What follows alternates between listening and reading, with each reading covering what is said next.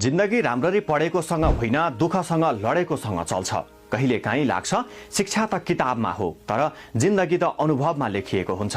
Degree पाएको मान्छेले शब्द सिकाउँछ, तर आँसु पिएको मान्छेले अर्थ सिकाउँछ।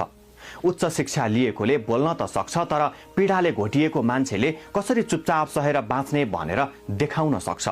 जिन्दगी किताबले होइन संघर्षले बुझिन्छ, किनकि किताबले त समस्या के हो भनेर व्याख्या गर्छ, तर दुःखले त त्यो समस्या भोग्न सिकाउँछ। अनि जब कोही मान्छे तिमीलाई भन्छ मसँग धेरै पढाइ छैन तर धेरै देखेको छु, त्यो मान्छेले त्यो वाक्य बोलेको सुन्दा अलिकति झुक्न मन लाग्छ, किनकि त्यो वाक्यभित्र एउटा जीवन लुकेको हुन्छ।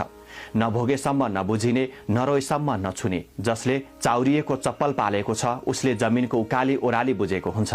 जसले रातको भोक सहेर बिहानको सूर्य हेरिरहेको छ उसले असली आशा के हो भनेर बुझ्छ। जीवनमा चलाउने कुरा फाइलका पानाहरूमा छैन, छ जुत्ता घिसारेर हिँडेको गोरेटोमा, छ खेत जोतेर खालेको पसिनामा, छ आमाले नुन भात खुवाउँदा छोएको हातमा, छ बाबुको जिउभरि रौँ झरेर कमाएको ती थोरै पैसामा। त्यसैले जीवनको बाटोमा साथ खोज्दा धेरै पढेको होइन धेरै भोगेको मान्छे रोज, किनकि पढे लेखेका धेरैले कसरी बाँच्ने त देखाउँछन्, तर पीडामा घोटिएकाले किन बाँच्ने भन्ने सिकाउँछन्। अन्त्यमा तिमी कोसँग